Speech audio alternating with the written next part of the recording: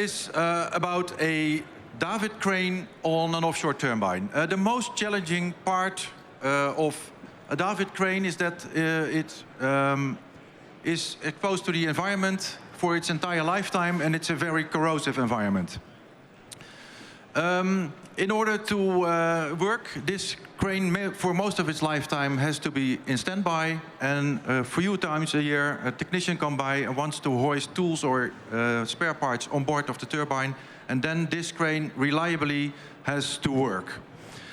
So that is why at this offshore conference we are introducing a new type of David crane. That's the chain crane. Can I have the next? The chain crane is, as the name indicates, a crane that's operated by a chain, and we have implemented two patented innovations in this crane. The first is that the drive system is actually in the pedestal of the crane, so it's nicely sheltered from the environment, and we have added an additional loop in the chain to make sure that the chain always pays out if you start the drive motor. And the second innovation is a patented system by chain manufacturer Root, German company, that allows for a high hook speed of 60 meters per minute, so 1 meter per second. In addition to that, we also have added some minor bonus points,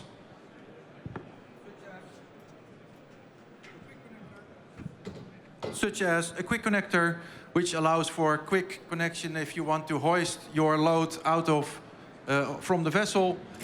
This is the way to do it. Okay. Basically, what we're trying to do is build a prototype.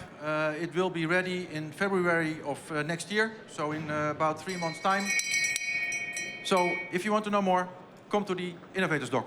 Wonderful, thank you so much. I saw René of Neptune Energy. Oh yeah, get first applause. Yeah, applause.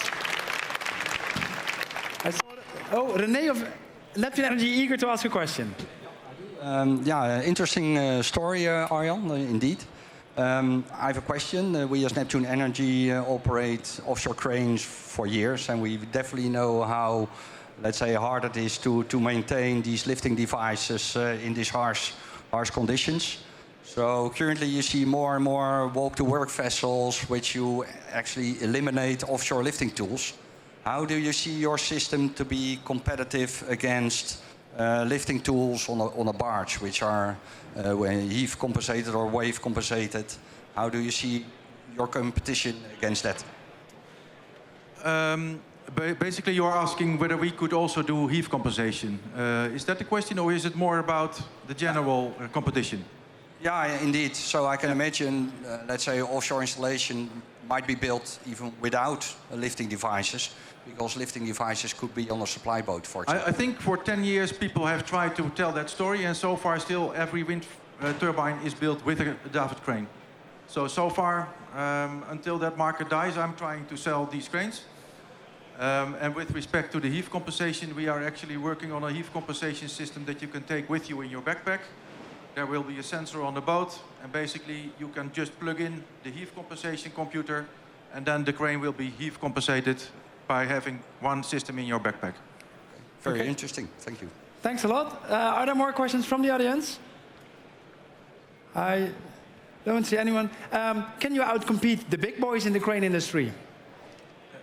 Yes. Otherwise we wouldn't have stand here. So but they have the scale? Yes, they do. But we have the experience of building offshore structures for quite some time. I'm working with a company that's 150 years old. A lot of experience in offshore wind. We can make it work. Why should I be a customer now and not when you have a product that's proven for 10 years?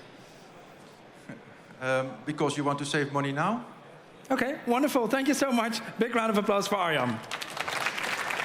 Thank you.